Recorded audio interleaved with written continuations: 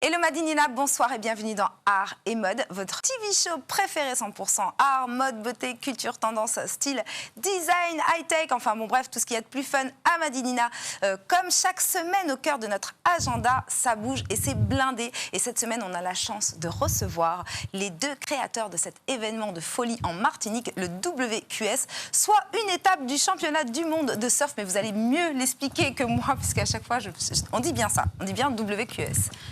Et c'est bien une étape du championnat du monde. Oui, tout à fait. De surf, donc deuxième édition en Martinique. Nicolas Ursulé, Nicolas Clémente, les Nicolas du surf. Donc vous êtes de l'association Martinique Surfing que vous avez créée depuis quand? 2009. Comment on a eu cette opportunité en Martinique de pouvoir avoir cette étape du championnat du monde? Ben, voilà, depuis 2009, on a créé donc, cette association qui avait pour but d'un peu revaloriser le surf en Martinique, alors pour l'ensemble de la population martiniquaise bien sûr, et aussi de valoriser la Martinique à l'extérieur.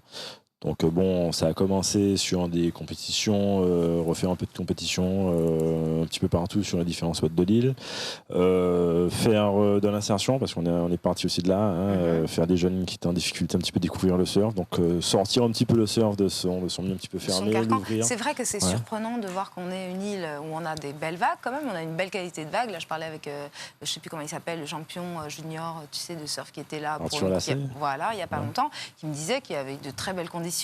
Donc on a un potentiel quoi, qui est certain.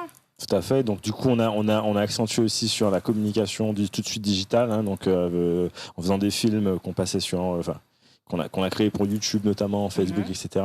Et c'est vrai que chemin faisant, au bout de 3-4 années, les différents films qu'on avait réussi à faire, etc., ont diffusé l'image au-delà de nos frontières, bien au-delà.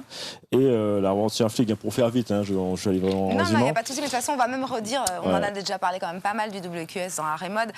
Vous avez reçu un prix d'ailleurs, parce que c'était vraiment un événement. C'est un événement qui a autant mixé l'art, la culture. C'est vrai qu'on arrive à Basse-Pointe, il n'y a pas souvent grand-chose qui s'y passe, malheureusement. C'est un paysage sublime, et là, tout d'un coup, on se serait cru, je sais pas moi, en Australie ou en Afrique du Sud, avec les meilleurs joueurs mondiaux, les jeunes en plus, poussés d'autant plus parce que cet échange, ça leur a permis d'être super motivés. Il y en a qui ont récupéré même des planches de surfeurs mondiaux. Alors vous allez me dire, mon fils m'a dit, attends maman, tu leur demandes qui va être là cette année. Qui sera là cette année? Du beau monde. Il y aura du beau monde. Du beau monde, oui. Enfin, donc je disais, pour continuer sur l'explication comment ça arrive en Martinique, on a donc été contacté, hein, suite à tout ce qu'on avait fait, par l'Aventure Flic directement. Donc c'est eux qui sont venus vers nous. L'Aventure Flic, c'est la FIFA donc, du surf, hein, c'est la Fédération internationale de surf professionnel. Et ils cherchaient à implanter une étape dans la Caraïbe. Donc ça, c'était 2 ans avant l'édition 2015. Et donc on a, pendant ces 2 ans-là, essayé de construire ce projet et pour en 2015 arriver à faire le Martinique Surf Pro. Enfin en 2015, le Martinique Surf Pro. Voilà, ça passe vite. Et donc du coup, voilà, hein, c'est un long cheminement et c'est 2 années de travail quasiment à temps plein parce qu'on s'y est mis pratiquement professionnellement nous pour pouvoir monter ça parce que c'est un gros c'est un gros bébé. Événement. Énorme, couvert par donc nos confrères de Canal+, qui font un canal, ça intervient sur un canal spécial, vraiment d'ailleurs. La coupe de l'année dernière y est encore, au niveau des images. Vous avez commencé à surfer à quel âge? J'ai commencé tardivement le surf purement, puisque avant je faisais du bodyboard. Mais j'ai commencé le surf, j'avais quel âge? 17 ans. C'est bien, c'est encourageant, ça veut dire qu'il n'y a pas forcément, c'est pas un sport qu'on a besoin de commencer très très tôt. Quoi. Moi j'ai commencé encore plus tard, alors j'ai commencé je dois avoir 22 ans, quelque chose comme ça. Non, mais c'est surtout que c'est une pratique qui est effectivement adaptable aux fonctions, déjà des envies de chacun, en fonction des capacités physiques aussi. C'est-à-dire que le surf, c'est un terme générique qui englobe plusieurs engins. L'engin, c'est l'outil qu'on va utiliser pour chevaucher la vague. Donc on peut pratiquer debout, couché, à genoux, sur des supports différents, sur des planches en mousse, des planches en fibre de verre, des planches beaucoup plus grandes. Et effectivement, en fonction de ça, ça s'adapte à tout le monde. Il n'y a pas de limite d'âge, il n'y a pas non plus d'âge minimum.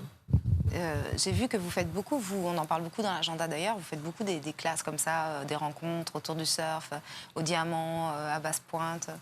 C'était l'objectif de l'association au départ, hein, c'était de diffuser le surf au plus grand nombre à la base, et puis en même temps on mettait en valeur l'île et le potentiel humain de l'île, c'est les deux. Hein. L'île, le potentiel humain de l'île. Et c'est vrai que, effectivement, là, on rebalance cette année beaucoup sur les plus jeunes, les jeunes, et voir leurs parents, hein, d'ailleurs, au diamant, parce que ça permet de diffuser encore plus largement, et c'est très sympa pour débuter le surf, mine de rien. On a pied, c'est facile. Donc, c'est vrai qu'il y a beaucoup de jeunes qui commencent à se tourner vers l'activité depuis le Martinique Surf Pro. Ouais. Donc voilà, ça se développe et on essaie d'accompagner ça au maximum. Génial. Alors, les temps forts du WQS cette année, du 17 au 24 avril, ce sera évidemment à ne surtout pas rater. Amateurs de tout, hein, d'ailleurs, de belles images, de beaux concerts, de beaux moments. Voilà. C'est un peu un festival de surf, j'ai envie de dire. Ça commence comment et quels sont les temps forts qu'on peut donner à nos téléspectateurs? Déjà, du 17 au 24, il y a la compétition sportive. Déjà. Le 23, il y a un concert de clôture. Donc, effectivement, un événement à la fois sportif avec une dimension internationale très puissante, puisque c'était en 2015 le seul événement sportif professionnel de toute la zone Caraïbe. On recevra 144 surfeurs internationaux, donc des gens d'Hawaï, du Mexique, du Brésil, d'Argentine. Muniz apparemment revient. Voilà, il réempile cette année, il a son titre à défendre. Et puis, le concert de clôture, il y aura une programmation assez intéressante. Donc, ce sera la grande surprise où on va révéler, en fait, dans notre prochaine conférence de presse, le plateau artistique. À ne pas rater pour nous à Rebot, donc on essaiera de venir glisser notre petite caméra pour ne rien rater.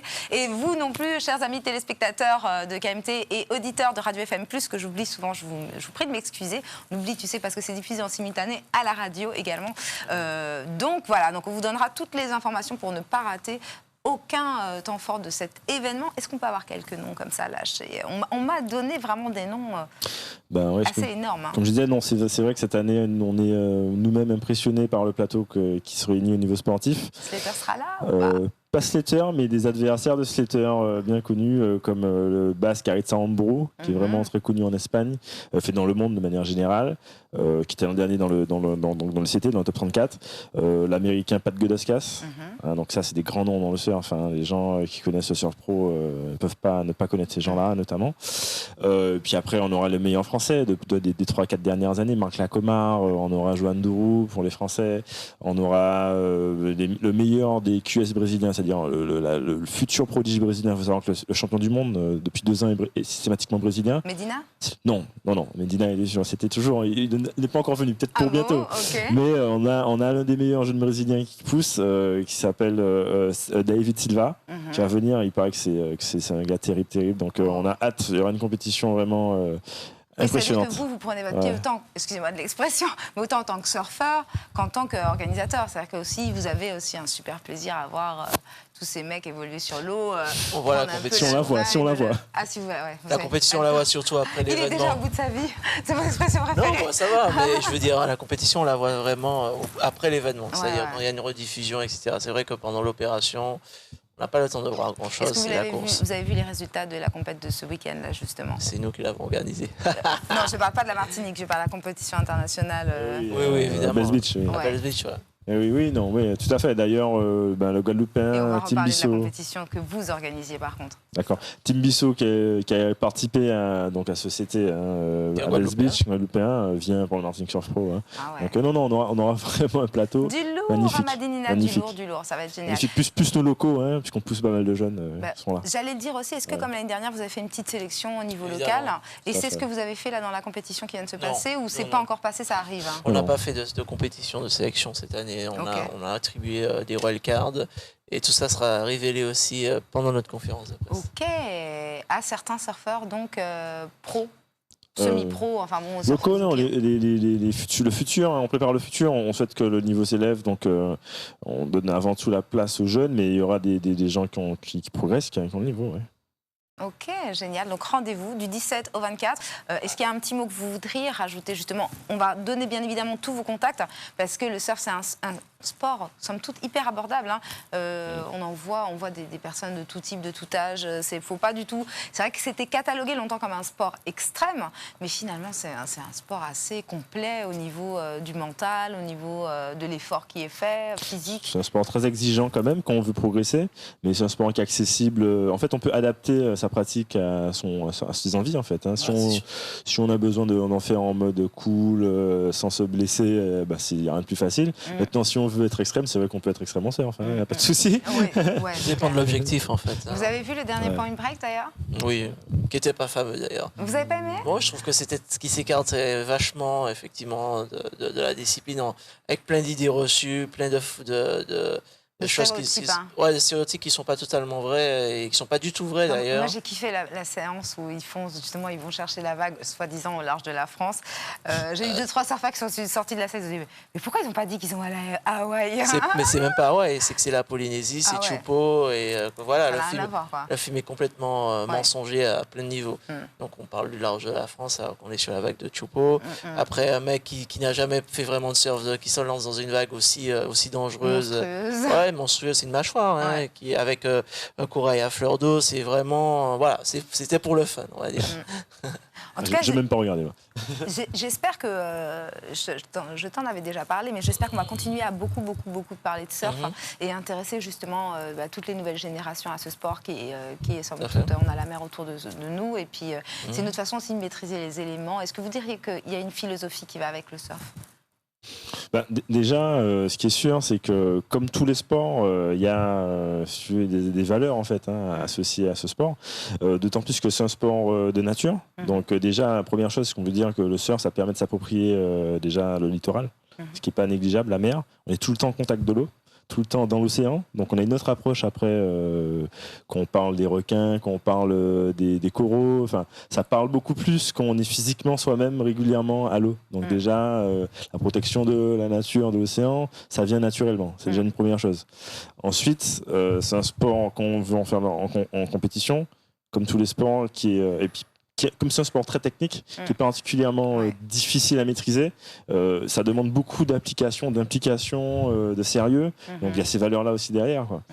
Voilà. Après, moi, si je pourrais rebondir sur ça, effectivement, et puis aussi un sport qui permet un travail d'introspection, de connaissance de soi, et aussi effectivement, comme il disait, de connaissance de soi aussi, de ses limites. Et puis aussi dans la recherche. On va dire d'évolution dans le milieu marin, donc de connaissance de cet environnement, parce que souvent en Martinique on avait peur de la mer, alors qu'en fait c'était simplement de la méconnaissance du milieu. Et puis aussi quelque chose qui fait partie de notre patrimoine, puisqu'on fait partie des rares territoires dans le monde qui possèdent un surf traditionnel. Moi de mémoire je peux citer Hawaï, la Polynésie, surtout la Martinique, avec le bois flot, donc une pratique qui provient des Amérindiens, qui a été transmise aux esclaves et qui arrive jusqu'à nous avec des pratiquants qui sont toujours situés à Grand-Rivière, Basse-Pointe au Lorrain. Martinique Surf Pro et le Martinique Surfing ont toujours fait une passerelle entre le surf traditionnel martiniquais, donc le bois flot, et le surf moderne. Donc on a l'impression que ça vient d'ailleurs, mais en fait c'est un sport qui vient de chez nous. C'est important que tu dises ça, je trouve, parce que justement j'allais te demander un peu, est-ce qu'on connaît les origines du surf? C'est-à-dire qu'on peut dire qu'il est né dans différents endroits, qui avaient le même écosystème, le même environnement. Exactement, c'est vrai que le surf moderne, il a été développé dans les années 50 en Californie, quoi. Après Hawaï, et ensuite arrivé en France dans les années 60. C'est revenu ici un petit peu plus tard, mais c'est vrai qu'avant même qu'on ait eu les planches de surf moderne, il y avait des gens qui chevauchaient les vagues ici, quoi, longtemps avant, bien longtemps avant, donc des siècles avant. Donc ça veut quand même dire que y a une légitimité et que ça fait d'autant plus plaisir quand les gens du monde voient le potentiel d'ici. Et voilà, il y a une légitimité à faire cette compétition notamment et ce sport ici.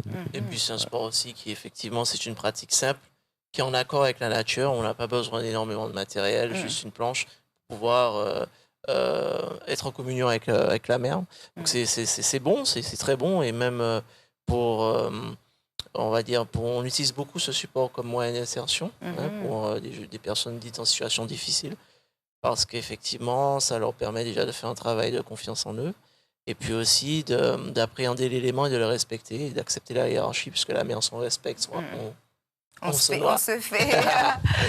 Ouais, elle nous fait la respecter, quoi. Voilà, donc on découvre énormément de choses à travers cette discipline, et c'est très important, et ça permet de véhiculer des valeurs très positives. Alors pour parler d'ailleurs aussi de cette compétition que vous veniez d'organiser, comment ça s'est passé, et est-ce que vous voyez déjà les prémices, enfin vous les voyez sûrement, mais au niveau de la jeunesse, au niveau de tous les surfeurs, d'ailleurs tout type de surfeurs, parce qu'il y avait toutes les catégories, ondines, etc. Comment ça s'est passé? Non, enfin déjà première chose, on va dire merci. Enfin, on va d'abord remercier parce que nous on est, enfin en tout cas moi et Nico aussi principalement bloqués sur le Martinique Surf Pro, pratiquement avec les équipes professionnelles qui bossent avec nous. Mais le Martinique Surfing à côté continue bien sûr à tourner au niveau de la vie du club et des compétitions grâce aux autres membres qui font un gros travail. Donc Sébastien Martial, Fred, Calixte, enfin il y en a d'autres. Frédéric Calixte, Jean-Marc No, Jonathan François Christophe. Il y en a Capone, DJ Capone, c'est Capone qui est toujours là. Donc, non, moi, il me manque dans les manifestations une compète de surf sans DJ Capone. Non. Voilà, c'est une griffe Martinique Surfing. C'est effectivement des concepts qu'on a essayé de mettre en place pour attirer le maximum de personnes autour de la discipline. C'est super fun le surf, quoi. Disons-le franchement, c'est une des disciplines les plus prisées.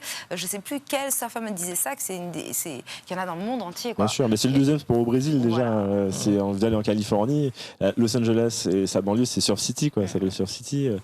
Dans le sud de la France, il y a des villes qui sont tournées que sur ça. Bon, ça commence à prendre ici. Je vois. Surtout au Martinique Surf Pro, c'est vrai qu'il y a énormément on va dire, de résultats, de manière directe ou indirecte.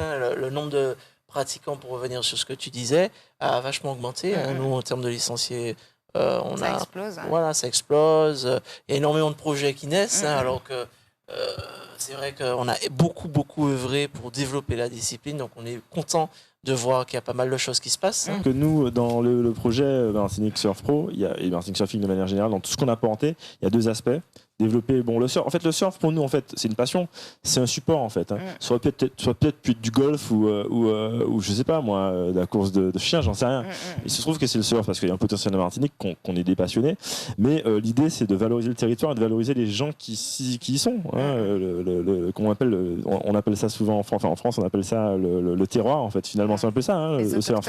Non, mais c'est un peu ça parce qu'en fait, quand tu regardes ce qu'on fait, nous, on a des jeunes qui travaillent avec nous, qu'on a recrutés, qui sont hyper talentueux. Si on arrive à faire un QS qui a été élu meilleur QS des 5 dernières années sur 30 dans le monde, c'est qu'il y a un potentiel en Martinique. C'est pas que nous deux, quoi. C'est vraiment, ça veut dire qu'on sait faire des choses et que quand on nous donne les moyens, la possibilité d'y arriver. Et c'est vrai que nous, dans ce qu'on fait, pareil, on essaie de soutenir le maximum ce qui se fait au niveau local, dans le surf aussi. Alors, on a fait le Martinique Surf Pro. Depuis, c'est vrai qu'il y a un peu beaucoup de personnes qui veulent récupérer. C'est de bonne guerre. Mais bon, je pense que c'est un peu dommage aussi, quand même, parce qu'au lieu de se décourager, il vaut mieux s'encourager, quoi. C'est sûr. Mais bon, après, la chose positive que moi je remarque, c'est que ça faisait 20 ans entre guillemets qu'il y avait. Ça dormait. Voilà, ça dormait. En 2009, on a créé le Martinique Surfing et le Surfing Révolution. Donc moi, je pense que quand même, il y a une touche qui a été apportée. Il y a la volonté de jeunes Martiniquais de transformer et d'aller vers une direction totalement différente. Et aujourd'hui, on en voit les résultats. C'est vrai que maintenant, on va pouvoir organiser tout ça et canaliser l'énergie pour en faire quelque chose d'encore plus positif.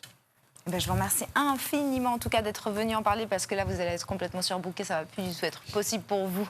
C'est vrai, c'est intense comme boulot. C'est toujours l'effort pour toi quand même. Merci, vous êtes adorable, super. Non mais nous on est fans de surf. D'ailleurs c'est comme ça qu'on fait, non? C'est comme ça. C'est le chaka hawaïen. Donc c'est le moment de passer à nos rubriques. Comment vous dites d'ailleurs? Le chaka hawaïen.